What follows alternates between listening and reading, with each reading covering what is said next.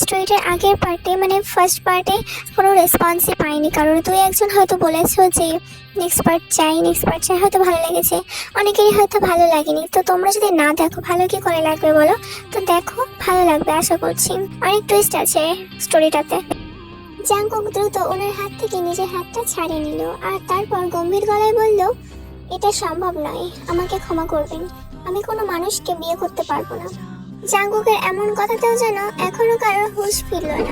এবার RM কিছুটা রাগী গলায় বলে উঠলেন, তোমার এসব কথা আমরা শুনতে চাই না। এখন তুমি এখান থেকে চলে গেলে আমার মেয়ের বদনাম হয়ে যাবে। আগে থেকে আমার মেয়ের কম বদনাম হয়নি এখানে।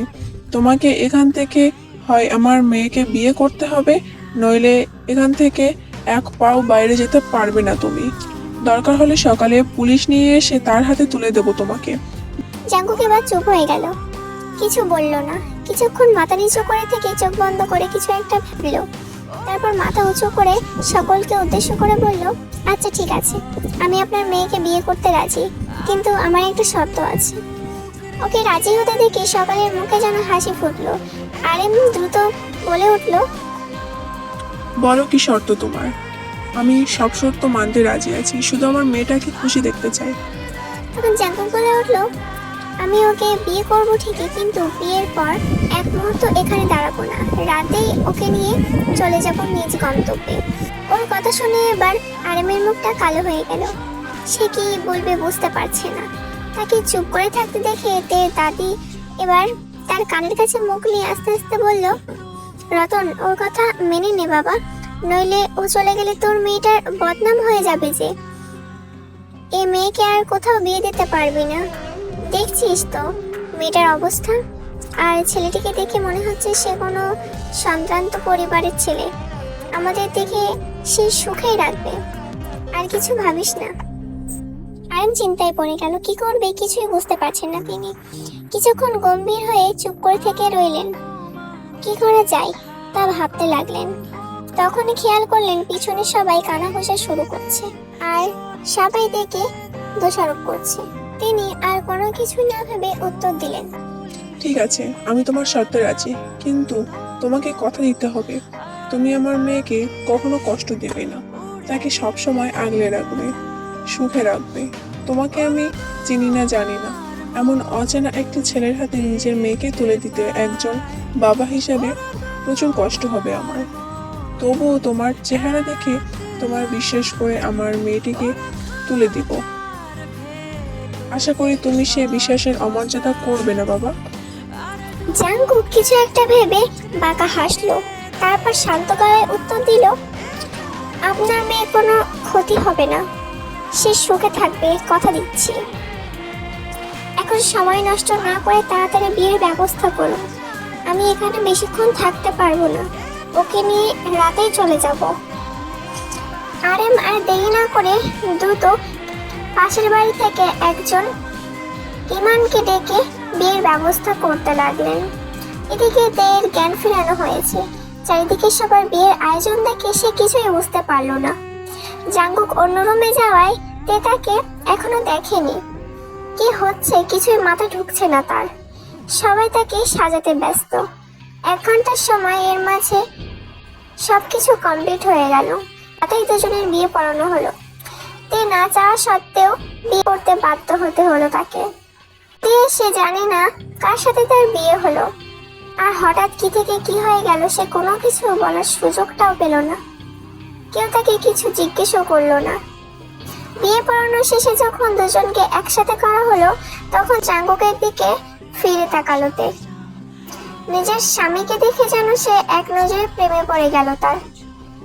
এত সুন্দর একটা ছেলেকে যেন সে এর আগে কখনোই দেখেনি। বেশরমের মতো এক নজরে তাকিয়ে রইল তার দিকে। জাংকুক একবার তার দিকে তাকিয়ে চোখ সরিয়ে নিল, তারপর বলে উঠল, মধ্যরাত পার হয়ে যাচ্ছে, আমি আর দেরি করতে পারবো না, এখন আমাদের বিদায় দিন, ওকে নিয়ে চলে যেতে চাই। না জামাই বাবা, এমনটা বলো না। এই রাতে আমি কোনোভাবেই তোমাদের যেতে দিতে পারবো না। আর তাছাড়া এলাকায় খবর তুমি জানো না, এখানে সন্ধ্যার পর কেউ বাইরে বের হয় না, আর বাইরে বের হলেই তাকে জীবিত আর পাওয়া যায় না। পরের দিন তার লাশ খুঁজে পাওয়া যায়। তোমরা দয়া করে কাল সকাল পর্যন্ত অপেক্ষা করো। কথাটা বলে থামলো আরেম। এবার জাঙ্গুক কিছুটা রাগী গলায় বলে উঠলো, দেখুন, আপনাদের আগেই বলেছি আমি রাতেই চলে যাব, আর চিন্তা করবেন না, ওর বা আমার কিছুই হবে না। এভাবে বলার পরেও সবাই জোর করতে লাগলো জাঙ্গুককে। এবার ওর মুখটা যেন রাগী লাল হয়ে গেল। সে সকলের দিকে এক দৃষ্টিতে তাকে রাগী গলায় বলল, ওকে আপনারা রাখুন, আমি চলে যাচ্ছি এখান থেকে। এখানে সকাল অবধি থাকা আমার পক্ষে ইম্পসিবল। বাইরে যাওয়ার জন্য উদ্যত হলো জাঙ্গুক। সাথে সাথে দে গিয়ে তার সামনে দাঁড়ালো। তারপর বলল, দাঁড়ান, কোথায় যাচ্ছেন আপনি? আমি আপনার সাথে যাব। জানি না আপনি কে আর কি থেকে কি হয়ে গেল, সে বিষয়েও আমার কিছু জানা নেই, কিন্তু যেহেতু আপনার সাথে আমার বিয়ে হয়ে গেছে, সেজন্য আমি আর এখানে থাকতে চাই না। বাবা, দাদি, তোমরা আমাকে বিদায় দাও। আমি ওনার সাথে চলে যেতে চাই। বেঁচে থাকলে আবার দেখা হবে ইনশাল্লাহ। এবার দের কথায় সবাই চোখ মেরে গেল। বেশ কিছুক্ষণ ওকে একে অপরের সাথে কথা বলে কিছুটা মিটমাট হলো। তারপর দের হাত ধরে নিয়ে বাইরে চলে গেল জাঙ্গুক। আরেম পিছু পিছু যেতে চাইলে তাকে বাধা দিয়ে জাঙ্গুক বলল, আপনারা কেউ জঙ্গলে আসবেন না, সবাই ঘরে গিয়ে দরজা লাগিয়ে দিন। এই জঙ্গলটা ভালো নয়, তবে আমাদের চিন্তা করবেন না, আমাদের কিছু হবে না। আমি বাসায় পৌঁছে আপনাদের খবর দিয়ে দিব। কথাটা বলে দের হাত ধরে দ্রুত পায়ে অন্ধকারের মধ্যে মিলিয়ে গেল জাঙ্গুক। সবকিছু এত দ্রুত হয়ে গেল যে কারো আর কিছু বোঝার উপায় থাকলো না। সবাই যেন তো সবকিছুতেই রাজি হতে বাধ্য হলো। তেকে নিয়ে অন্ধকারে কিছু দূর গিয়ে জাঙ্গুক আশেপাশে তাকে ওর মাথায় হাত রাখলো। তে কিছু বুঝে ওঠার আগে ঘুমে ঢলে পড়লো জাঙ্গুকের উপর। ও আর দেরি না করে তাকে কোলে তুলে নিল জাঙ্গুক। হাওয়ার বেগে কোথাও একটা ছুটে চলল। ঘুম ভাঙতেই সে নিজেকে একটি অন্ধকার বিছানার উপরে আবিষ্কার করে। সে কিছুক্ষণ চুপচাপ শুয়ে থাকে, এদিক ওদিক তাকিয়ে থেকে বোঝার চেষ্টা করে সে এখন কোথায় আছে। তখনই রাতের কথাগুলো মনে পড়ে যায় তার। মনে পড়ে তার বিয়েও হয়ে গেছে একজন অজানা ছেলের সাথে। হঠাৎ করেই বিয়ে হয়ে গেছে তার। কথাগুলো মনে পড়তে ধরপড়িয়ে উঠে বসে দেয়। চারিদিকে তাকিয়ে দেখে ঘুটঘুটে অন্ধকার। ভীষণ ভয় পাচ্ছে। বুকের মাঝখানে ভয়ে বাসা বাঁধছে তার। সে শুকনো গলায় ঢোক গেলে কাঁদো কাঁদো গলায় এদিক ওদিক গিয়ে চিৎকার করে বলে, শুনছেন? কেউ আছেন? প্লিজ থাকলে কথা বলুন, আমার ভীষণ ভয় করছে। আমি এখানে কিভাবে এলাম? এটা কোন জায়গা? তখনই রুমের মাঝে আলো জ্বলে ওঠে। চারিদিক হঠাৎ করে আলো জ্বলে ওঠায় দ্রুত চোখ বন্ধ করে নেয় দেব। তারপর টিপ টিপ করে ধীরে ধীরে চারিদিকে তাকিয়ে দেখে সে ভীষণ রকম অবাক হয়ে যায়। বিশাল বড় একটি রুমের মাঝে পালঙ্কের উপর শুয়ে আছে সে। রুমটা দেখে মনে হচ্ছে যেন কোনো রাজার রুম। অসম্ভব সুন্দর করে সাজানো গোছানো এবং পরিপাটি। প্রতিটা জিনিসে লেগে আছে অভিজাতের ছোঁয়া। চারিদিকে একবার ভালো করে দেখে না সে। তারপরেই তার চোখ পড়ে দরজার কাছে দাঁড়িয়ে থাকা ছেলেটির দিকে, যে কিনা দুই হাত পকেটে গুজে দেওয়ালের সাথে হেলান দিয়ে দাঁড়িয়ে তাকিয়ে আছে তার দিকে। তে লজ্জা পেয়ে তোর নিজের দিকে চোখ সরিয়ে নেয়। কিছুক্ষণ এদিক ওদিক তাকিয়ে নিজের দিকে লক্ষ্য করে দেখে তার গায়ে কোনো ওড়না নেই। এলোমেলো ভাবে বিছানায় শুয়েছিল সে। ব্যাপারটা খেয়াল হতেই দ্রুত এদিক ওদিক তাকিয়ে পাশে পড়ে থাকা ওড়নাটা নিজের গলায় জড়িয়ে নেয়। তারপর আমতা আমতা করে বলে, আমি এটা কোথায়?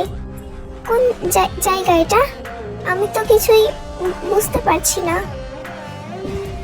ওর কথায় উত্তরে ছেলেটা পকেটের মধ্যে থেকে হাত বের করে ধীরে ধীরে হেঁটে এসে তার পাশে দাঁড়ায়।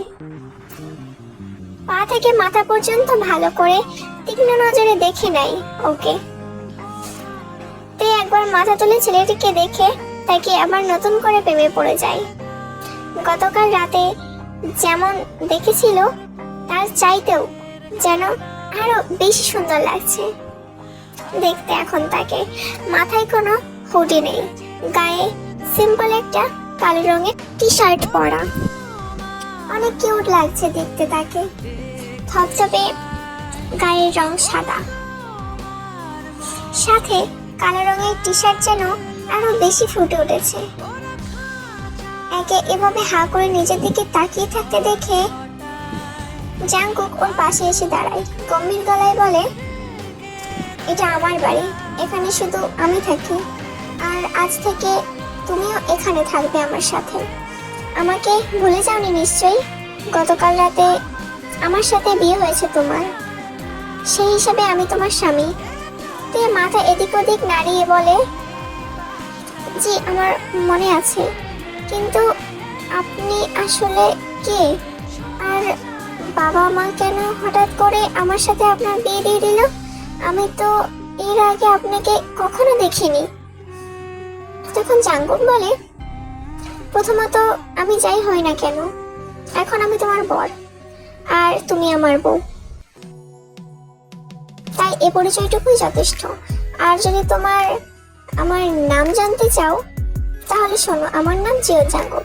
পৃথিবীতে আমার আপন বলে কেউ নেই, আজ থেকে শুধু তুমি আছো। গতকাল রাতে তুমি যখন ভয় পেয়ে অজ্ঞান হয়ে গিয়েছিলে, আমি তোমাকে বাঁচিয়ে বাড়িতে পৌঁছে দেওয়ার জন্য তুলে নেওয়ার সাথে সাথেই এলাকার বাসী এসে পড়ে আর তোমাকে নিয়ে আমাকে জড়িয়ে ভুল বুঝে, যে কারণে বাধ্য হয়ে বিয়ে করতে হয় তোমাকে আমার।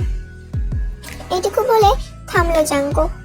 ওকে থামতে দেখে এবার ওর দিকে মুখ তুলে করুণ চোখে তাকালো। তারপর মৃদু গলায় বলল, তাহলে আপনি কি আমায় নিজ ইচ্ছে বিয়ে করেননি? জোর করে বাবা আপনার সাথে আমার বিয়ে দিয়েছে, আপনি আমাকে বিয়ে করেছেন। কেন করেছেন? না করলেই তো পারতেন, আমাকে রেখে চলে আসতেন। ওর কথায় উত্তরে জাংকুক জানালার কাছে যেতে যেতে বলল, আমাকে জোর করে কিছু করানোর ক্ষমতা পৃথিবীতে কারণ নেই। তোমার বাবা তো সাধারণ একজন মানুষ, আমি ইচ্ছা করে তোমাকে বিয়ে করেছি। কথা না বাড়িয়ে যাও, ফ্রেশ হয়ে আসো। কথার উত্তরে কিছু না বলে মাথা নিচু করে বিছানা থেকে উঠে দাঁড়াই। এদিক ওদিক তাকিয়ে খোঁজার চেষ্টা করছে ওয়াশরুম কোন দিকে। তখনই জাংকুক জানালার ওই দিকে তাকিয়ে থেকেই বলে, হাতের বাম পাশে দরজা দেখতে পাচ্ছ? সেই দরজার ওপাশে ওয়াশরুম, ওখানে গিয়ে ফ্রেশ হয়ে আসো, আমি এখানে আছি। দেওয়ার কথা না বাড়িয়ে ওয়াশরুমে ফ্রেশ হতে চলে যায়। দরজার কাছে গিয়ে আবার ঘুরে দাঁড়িয়ে বলল, শুনছেন, আমি ফ্রেশ হয়ে কি পরবো? আমার তোর কোনো জামা কাপড় আনা হয়নি, শুধু এটা ছাড়া কিছু পরার কি দরকার? না পরেও তো থাকতে পারো, এখানে তো আমি ছাড়া আর কেউ নেই। জানলার বাইরের দিকে তাকিয়ে থেকেই উত্তর দেয় জাংকুক।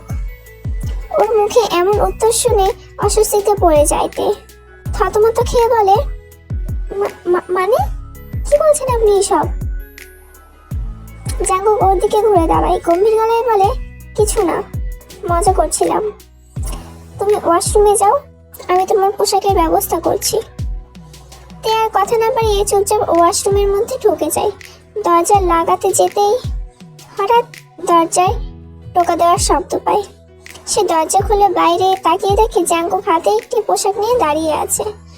তোমার মিষ্টি পাখিরা, আমি এই পার্টটা এখানেই শেষ করছি। যদি ভালো লাগে লাইক কমেন্ট শেয়ার করবে, আর আমার চ্যানেলটা অবশ্যই সাবস্ক্রাইব করে দেবে। আর নেক্সট পার্ট যদি চাও কমেন্ট অবশ্যই করবে। তো চলো টাটা, বাই বাই, ভালো থেকো সবাই। তাই তো প্রেমের গান লিখেছি, আর তাতে তোর নাম লিখেছি, মাঝরাতে বদনাম হয়েছে মন, যেই না চোখে